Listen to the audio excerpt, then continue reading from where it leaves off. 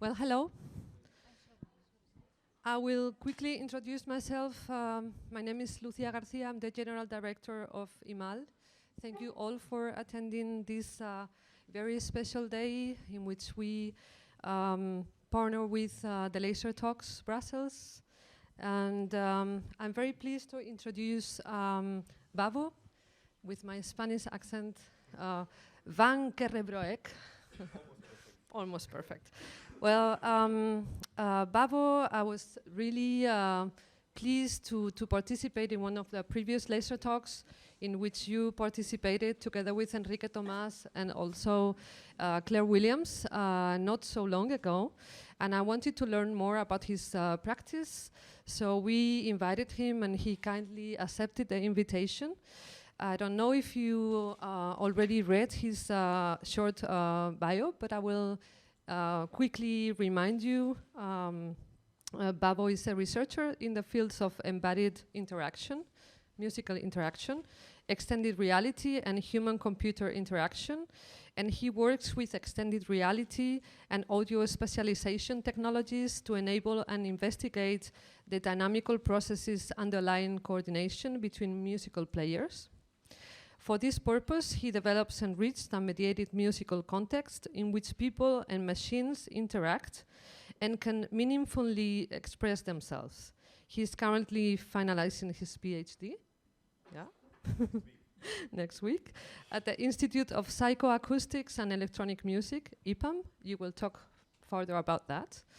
And his work has been published in the Frontiers and Computer-Human Interaction journals and has been presented at ISMIR, ICMC, and Expanded Animation at Ars Electronica.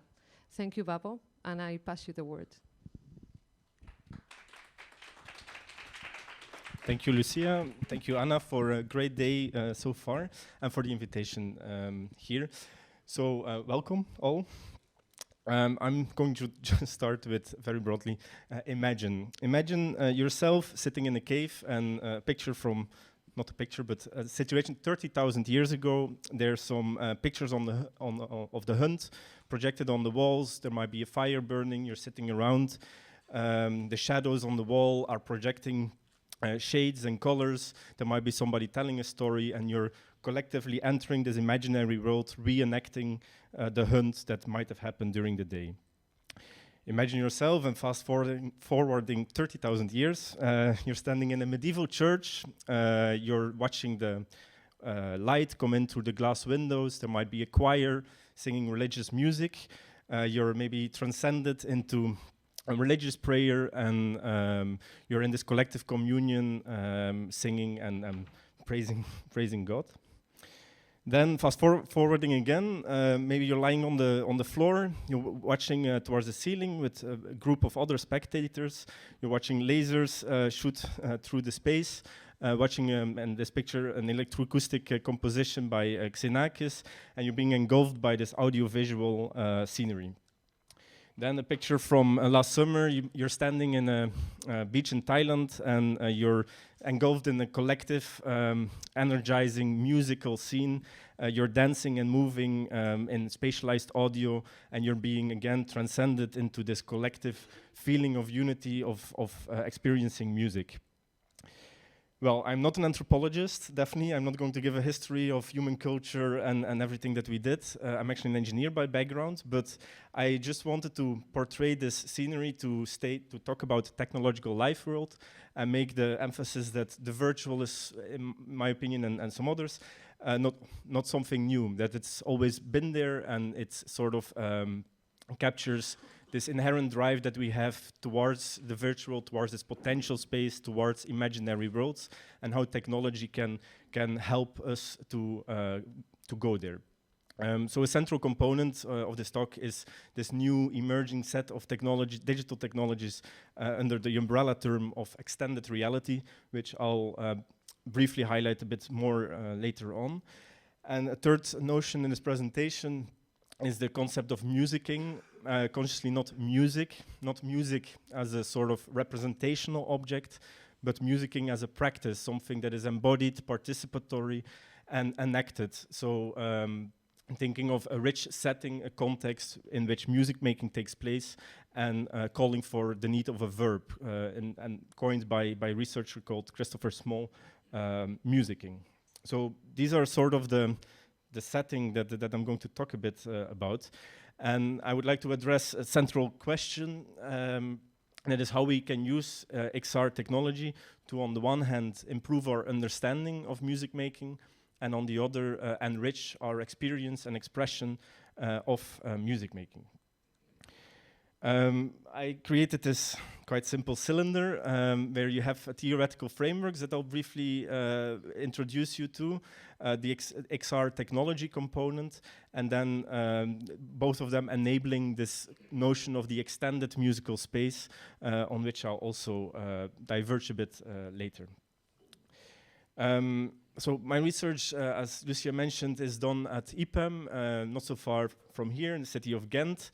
Musicology research group, interdisciplinary, psychologists, engineers, computer scientists, educators, working together to study better embodied music cognition and expressive interaction, with several applications in education, rehabilitation, sports, and the arts, directed by Professor Mark Leman and Pieter Jan Maas. Besides it being a great research team with a great group of people, also for the past 4 years I've had this wonderful technological playground, the Art Science Interaction Labs, located there in Ghent, where you see on the left, I didn't start my timer, but yeah. Where's the timer here? There. So this immersive lab, it has an impressive 80 speakers set up, motion capture, all kinds of technologies. But the goal of this lab is basically to simulate context and perform empirical observations of the dynamics that are happening. So we let people experience music or make music inside a simulated context using these technologies, and then investigate the processes that are happening inside them, experiential, behavioral, and so on. But I'll elaborate a bit on that later. Because so far the introduction, with this presentation I would like to talk about 3 points. First, a broad thing about what XR actually is, how to gain knowledge from it, perform scientific artistic research, and then a selection of studies, of which some collaborators are also in this space, so I hope we can talk about these things also after. And also when I'm going to talk about XR, the previous very nice presentation by Crew also highlighted a couple of key points in there, so maybe I'll go a bit faster sometimes. But first, let's start about XR, and immediately something that Erik already mentioned. Assuming that most of you will know this continuum, when people try to define extended reality, often you bump into, first thing is this reality continuum, where you have the real on one hand, the virtual on another, and augmented virtuality or reality in the middle. But basically, what it actually does is we have a person, a human individual, and using extended reality technology allows us to capture the bodily dynamics, the embodied expressive gestures and movements of that person, and bring them into the digital virtual environment, sort of capturing the action component of that person, and on the other hand, bring them back to the perception of this person. So in a way, what XR actually allows, and this is the novel aspect that extended reality technologies bring, and as a researcher we're very interested in, is that it allows us to sort of hack this action perception cycle. And this cycle is the thing that is ongoing for each of you, for me, right now. It's the natural process that we're going through in our daily lives. But using this extended reality technology, we can sort of hack this cycle and, as Erik also mentioned, create this blend between the digital and the virtual. Two things are interesting there, because on one hand it allows us to simulate existing context that we already know and have. We could make 3D scans of buildings and reenact concerts that we already know. But on the other hand, also create novel scenarios that are not possible just in the real physical world. When characterizing XR, you also will bump up into three main characteristics: immersion, presence, and virtual embodiment. Where this first component of immersion is still an ongoing debate. I'm sure that if I'm asking you, are you immersed, you'll sort of have a notion of what I'm asking. Everyone has some notion of it, but also in the research literature, it's not exactly clearly defined. So far, there's not a common agreed upon definition of this concept.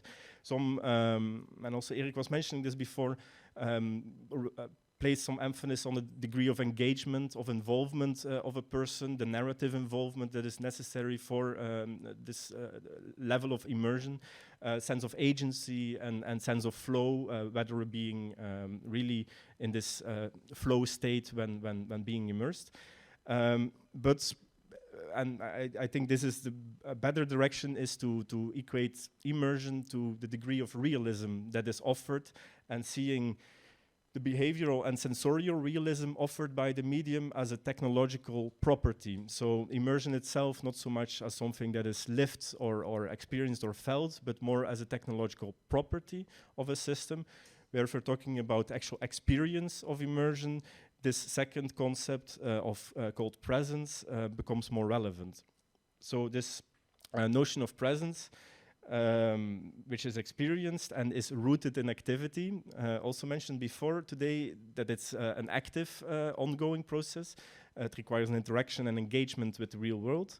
When talking about presence, this has been quite usefully and experimentally tested and disentangled in three main components. The physical presence, which is the place illusion, so the illusionary feeling of being in the virtual environment. A social presence, the illusionary feeling of interacting with another human or another person and having access to its intentions, its mental states. So it's a sort of other minds illusion. It can be both to actual people in the virtual environment, but also to agents that were presented before. Leading to this social hallucination of attributing human traits to virtual characters, and self-presence, where also mentioned before the importance of our physical grounding and identifying with a virtual body. An interesting thing that I added to this slide is and also came across when working with both artists and scientists when designing your virtual context, is this breaks in presence. And I had to think of how to make it very concrete, but even you experience this in daily life when you're daydreaming and you're being sort of present in this imaginary world, and somebody starts talking or eating a bag of chips next to you in the cinema, you can sort of disrupt this presence feeling. Maybe after, I have some slides to go still. But so these breaks in presence can also be when bumping into an object when you're being in the virtual world. And playing with that can be a quite useful method to actually investigate presence a bit further.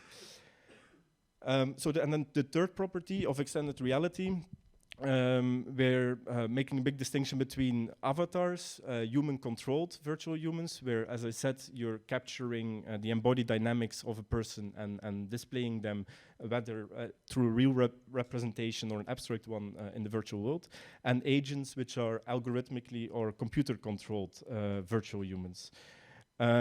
Interesting, already there has been some speculation and some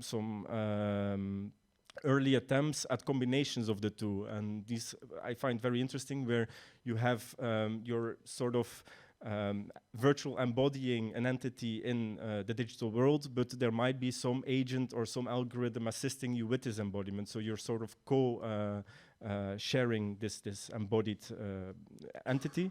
And leading also to from difference between single user and even multi-user, where there might be a possibility of embodying a single entity together but with several people. And new interfaces that might come up. Think of these, and definitely not my work, but brain-computer interfaces or new interfaces of directly projecting our action components into virtual entities. All these things are useful because they allow us to, on one hand, use our full bodies for our interactions in this virtual world, and also thus allowing more expressive interactions. Perspective taking, changing first to second and third person, simulating social situations, doing bystander studies or more complex social situations, and social hallucinations that I mentioned before, of attributing intentions and mental states to a non-human entity. So in this virtual embodiment and with virtual humans, one very powerful thing of extended reality has been to create body illusions, the out-of-body illusion, where your bodily self-representation moves outside of your body. I was thinking also of gradually shifting this out-of-body illusion, where you're on one hand, and Erik was mentioning before, the transition between embodiment in a physical place and gradually moving outwards. Body swapping, both done with virtual entities, mannequins, but in this picture, not my picture definitely, where people are actually swapping bodies, so identifying with the body that's not your own, requiring some actions being done simultaneously, and body alterations or body distortions, working on the body representation, so studies altering skin color, body weight, body postures, or even non-human avatars, and identifying with those. So summarizing all these different ways of extended reality, I like this metaphor of virtual reality as a metaphor for conscious experience, where Metzinger, another researcher, said that the best rendering of virtual reality is our waking consciousness itself. It's almost foolproof, it's close to perfect, it's very stable and rich, and virtual reality is maybe currently the best technological metaphor for conscious experience. On the other, what interests me also is this dissolution of boundaries. So extended reality allows us to shift between the digital and the analog, between individual and collective experiences. Okay, so what is XR? I might go a bit faster. How to gain knowledge from it. So XR as a research tool has several advantages. It's flexible, it allows new ways of data measurement, creation of impossible stimuli, and it allows to bridge the external and internal validity. For a researcher, when you're doing research in a lab, it has a lot of internal validity, experimental control, but it's not as good as the real world making observations there. So I'm going into the theoretical frameworks that are useful to gain knowledge from using extended reality. First big framework is the embodied music cognition framework, emphasizing the role of our body for meaning formation and sense making and music perception as a whole. Second big framework is human-computer interaction framework, but offering design principles and interaction scenarios and affordances, action opportunities, over the design of action opportunities in the world, and also the technological expertise dealing with networking, latency, bandwidth issues, and so on when dealing with XR. And the third framework that I'm more working with is the coordination dynamics framework, which deals with the patterns of coordinated behavior that emerge and evolve over time. That might still sound a bit abstract, and this may be even more, but I was thinking of an example of how to explain coordination dynamics, and think, for example, if after a concert, the soloist leaves the stage, everyone starts applauding. If you start applauding long enough, and research has already shown it, but we might all know this from experience, that after a while people start to clap in synchrony. You get the synchronized clapping. When the soloist comes back, maybe it diverges back into chaos. Basically, this thing you could model as a dynamical system, because there's a coordinated pattern emerging spontaneously in this whole group of people clapping synchronously together. They're coupled with their environment, people sitting left and right of them, and some behavioral dynamics, synchronized clapping or chaotic, might emerge and capture the system as a whole. So they might describe the whole context as a system. It's a mathematical formalism. You can put these things into variables and actually predict and manipulate the model to see what will happen when you do certain things, leading to nice visualizations or attractor patterns. So, for example, here on the top, when you see a big deep like that, it might be a very stable pattern, people clapping in synchrony, and might be difficult to shift to chaos again. While if you change a certain variable, for example, increasing the space between the audience, changing the acoustics of the room, some environmental variable, these patterns might become less stable, and this meta-stability is the thing that I find interesting, where you are in this state where patterns are readily accessible and functional qualities can emerge. So we put all this into a layered methodological framework for observations in the lab, 3 layers, where we're capturing the performance outputs, so just objective measurements of the music, and body co-regulation, so movements and gestures, and their subjective experience, making observations of certain kinds of more quantitative data, and using experimental methods to capture and process that data. And the layers are, of course, coupled. We apply this framework on a real context, so the scenario just happening in real life, taking it as a sort of ground truth, and then comparing it with the dynamics that are happening in a virtual context, allowing us to make, or hopefully leading to a better understanding of what the virtual, inserting this component into our interactions actually implies. I'll give a quick selection of the artistic studies. Ask me afterwards, email me later if you have any questions or are interested in some of them. But so I've talked a bit about the theory, a bit about the characterization of XR, and I'll now talk a bit about these extended musical spaces, which I've divided into 4. And I've done some studies over the past 4 years doing this PhD research, which I'll give you really like a bird's eye walkthrough in.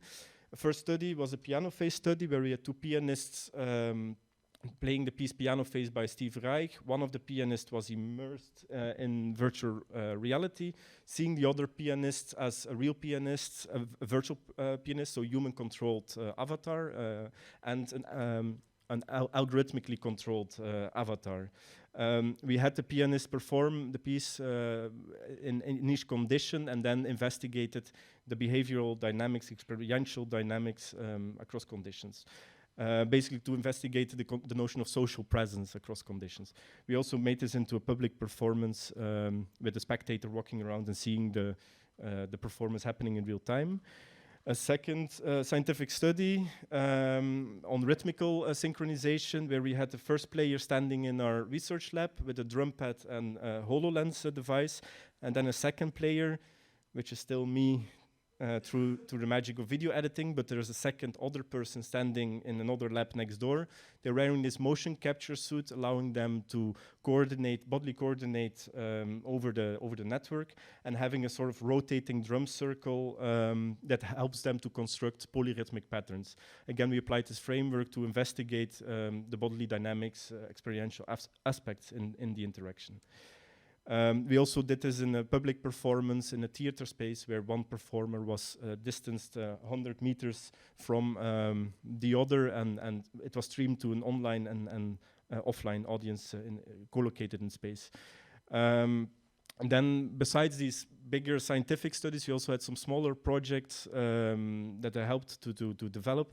And the first one was a composition tool. So we had the musical space for experimentation and for performance. This was more leading to creation and so composition, where we made like this digital twin of our research lab and had the composer draw spatial audio patterns, enrich them using velocities, capture trajectories generated by swarm algorithms. I will know this from embodying and dancing the actual trajectories, capturing geometries inside the space, or projecting biological algorithms on a sort of sound field, all meant to sort of use this extended reality technology to investigate new ways of expression and composing with spatial audio. This was also demonstrated in a musical piece both in our lab, simultaneously in our lab, and into the Mozilla Hubs environment, where both an online and offline audience could listen to the immersive piece, Being Hungry, created by Duncan Speakman and Tineke de Meijer. Another small, now besides composition, we also had some XR projects dealing with the concept of narration, so using XR for immersive narratives. This was in our lab where a visitor was motion tracked with floor projected words, and he or she would walk around and trigger spatial audio cityscapes, so field recordings from the city of Ghent and some generative visual walking through the space and triggering different chapters in the piece.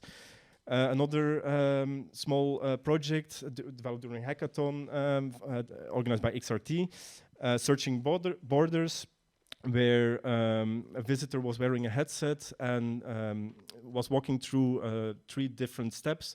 On the first, he or she would trigger a video feed, an external video feed, trying to simulate this out-of-body illusion aspect.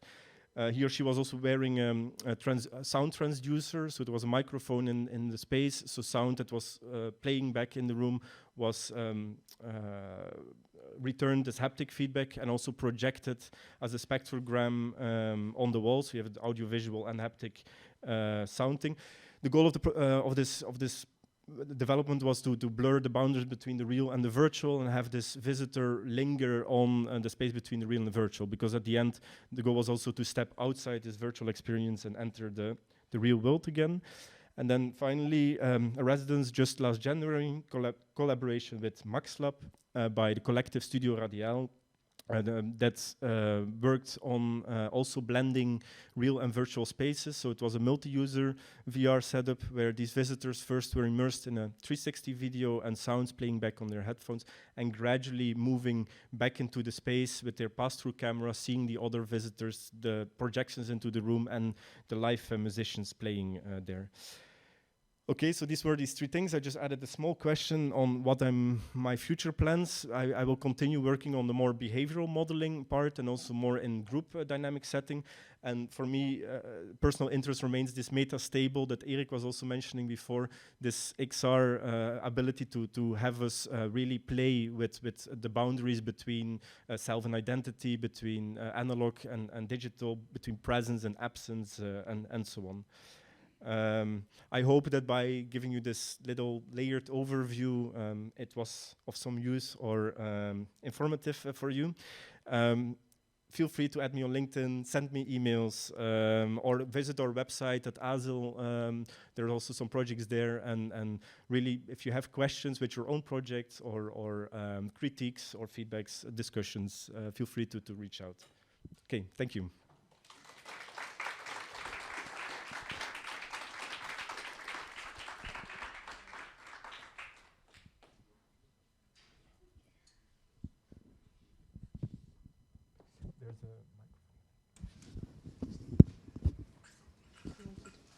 Yeah. Thanks. That was cool a lot. Would be interesting for me to understand more your interpretation between the difference between the immersion and presence, because for me that was kind of an interesting differential that I couldn't quite get. And what does that mean for your practice? Yeah. A bit more? It's a good question, and it's still not resolved. If you find a good way to convince the scientific and artistic community, I think you will make a good job. For me, I sort of, it's like I said, it's still ongoing, but I feel quite related to the stance where immersion is really a property of the medium that you're using. So it's the realism that is offered by the medium, behavioral, sensorial, can be quantified. Like how many channels of audio, what is the audio quality, what is the display field of width, all these things. Which sensorial channels are being delivered, and so on. So immersion really is something that can be quite quantified and relate also to facilitate an easier discussion, and keeping the experiential aspects, the aspects that require activity, action, movement, and really the experiential things for the presence component, which then can be disentangled into these different categories. And also is still really ongoing, because presence, I can imagine intuitively, it's a complex thing. It relates to the questions of our waking consciousness or of our absent altered state of consciousness. The discussion about this notion of presence can go very far, and There's a role of the body in that. There's a role of our breathing, of our conscious and unconscious bodily processes. So it's really a multi-layered aspect. But there's already been quite some research and literature on the notion of presence itself. So yeah, and I'm also happy to share. If you send me, I can bombard you with some literature. The immersion without presence? Good question. It's like a consciousness question, right? It's a bit philosophical. Yeah, for me, and so there maybe I might diverge from the common notion of immersion. They're really orthogonal in the sense that they're independent. Like talking about immersion is something really related to the technological artifact medium. Maybe the space itself also becomes important. The acoustics, how is there thought, if you're designing your virtual space, are you taking the acoustics into account?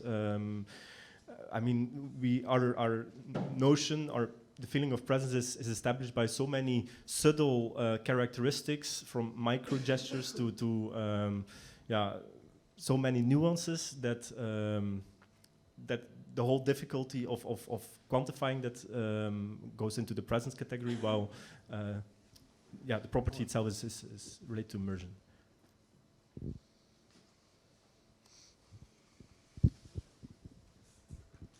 Oh, thank you.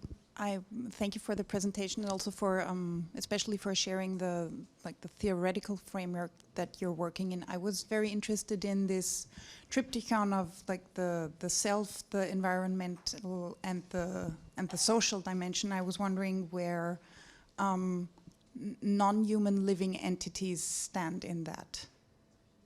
And and you mean this notion of presence and this one? Yes. And where non-human entities stand in it? It's a great question, and I haven't then dealt with non-humans in my own work, so I can only speculate.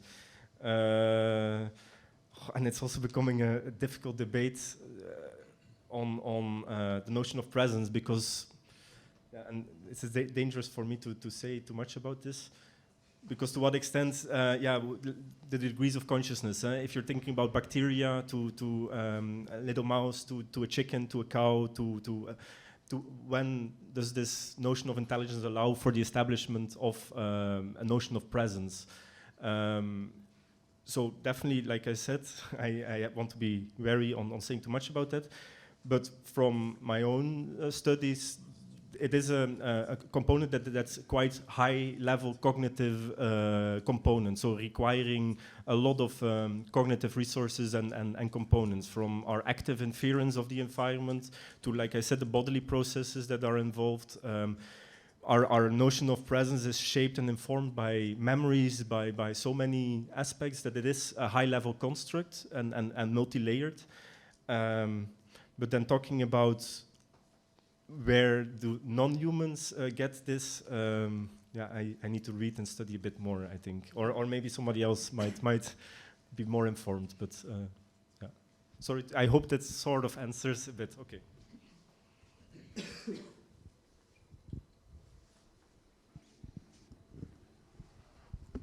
Hi, thanks for the presentation. Could you deep into? At some point, you were mentioning the method that you were applying, and you mentioned embodied at co-regulation. Can you deep it a bit into this? Okay. Sorry. This embodied co-regulation is a more concrete layer, let's say, because it's really related to embodiment, obviously relating to our physical bodies. And co-regulation, meaning that it's, and especially in this framework, arising out of the interaction. So it's a co-regulation between people. And in this framework, when I applied it, it was in dyadic settings, so between two people. But this co-regulation can also happen in group settings. So it's coming from this notion informed by the embodied music cognition framework of homeostasis. So when you're co-regulating with another person, verbally, bodily, you're interacting, and the interaction goes well, this framework also relates or brings in the concept of a homeostasis, so a homeostatic balance, a co-regulation that remains healthy, not too rigid, not too fixed, not too loose, because then you can get this chaotic behavior that can sort of be destructive to the interaction or the actual agents interacting. But co-regulation is this healthy arrhythmic balance in the co-regulation, in the interplay of our bodies, let's say, and of our In relation to the agents. in relation to the agents or between people. When I say agents, I'm talking more about this. I'm referring it to this. I mean, I mentioned it as a I see it then as a person, as an agent then. Yeah, it depends, and it then becomes a question of terminology. And like I said, I'm quite into this coordination dynamics framework. And there, when talking about a human, you're talking about an agent. But also, Erik was making this distinction between an agent does not necessarily have to be human. So sorry for the convoluted use of terms, but in this question for co-regulation, when I'm talking about agent, it's a human. Yeah. Thank you.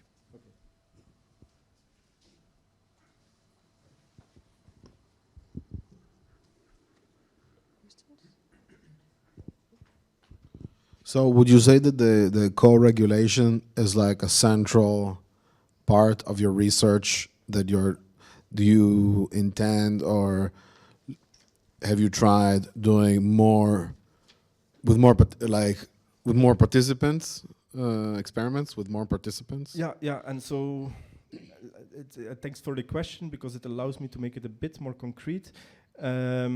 So also would be great to hear some of this stuff because you're showing it. If the you have music, some, you mean? so the sound would be awesome. Yeah, there is some sound in the videos, but I told the guys also to simplify my own things, and I could continue talking. So there, and also here, it's musical. So allow me to. I will give a bit more context on this experiment, and I hope it will answer a bit of both questions.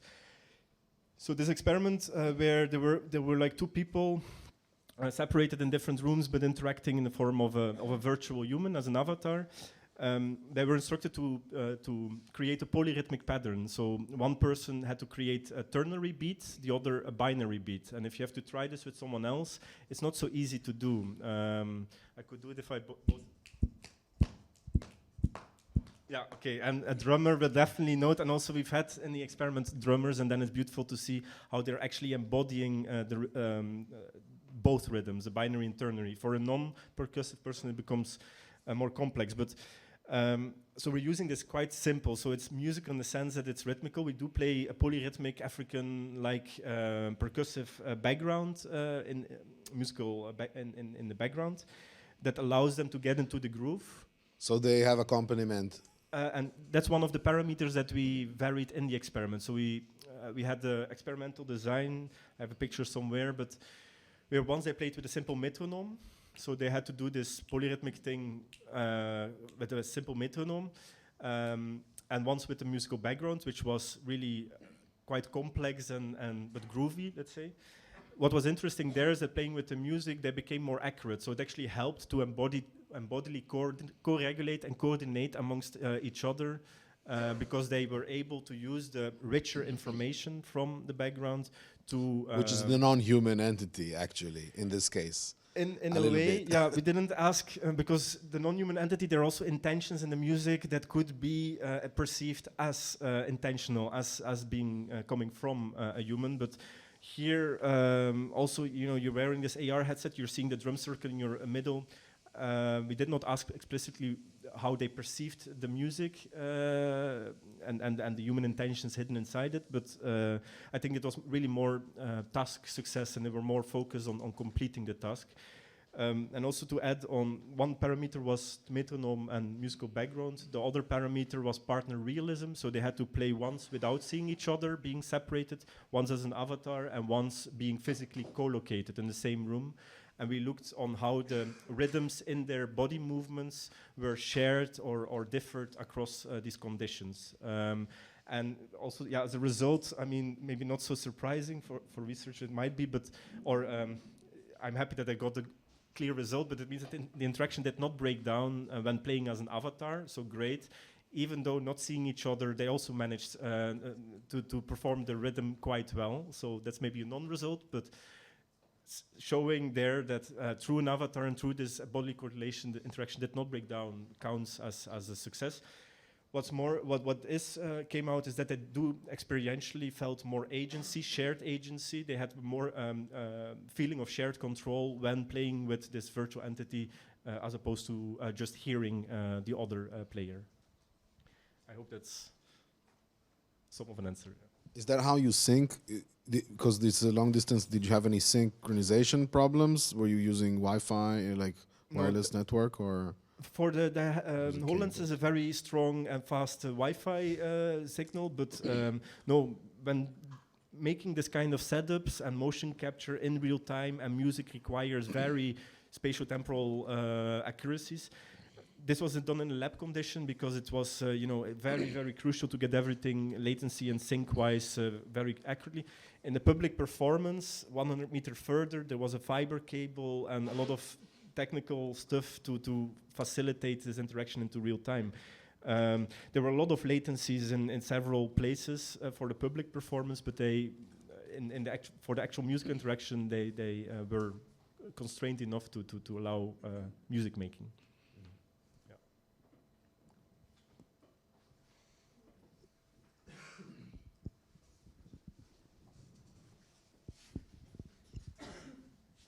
Yeah, I was wondering about this performance part, because to me it seemed not super intuitive to take then this kind of lab setup and to put it in front of an audience. And I was wondering what kind of motivated that and what happened, like what did you get out of it when you performed it as well?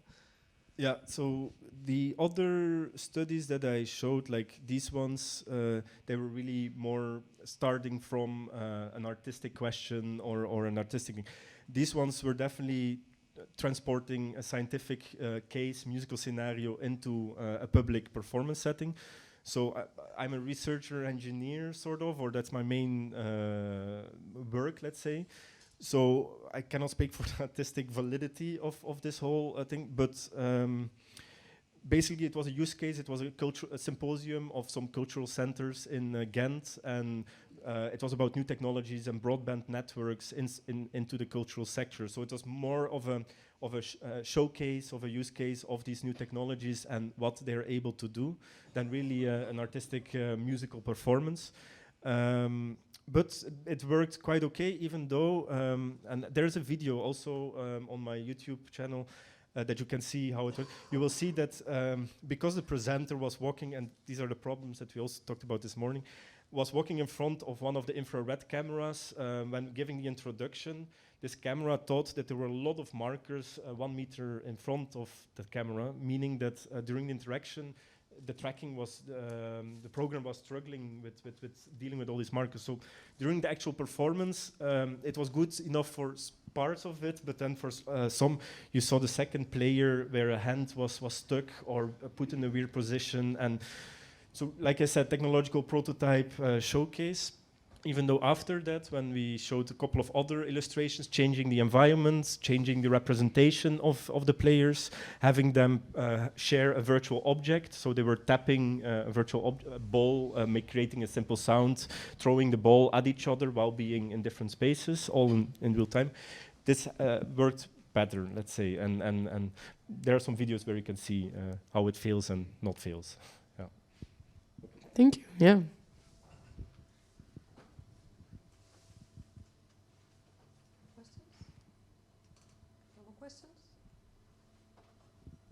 Okay. Well, you have time to approach Bavo later because he's staying with us for the roundtable that takes place at 5 p.m. So if you feel like it, just go ahead and ask him. Yes, yeah? Yes please. Yeah. And thank you. We come back in a few minutes with our dear Alexander Schubert. Okay.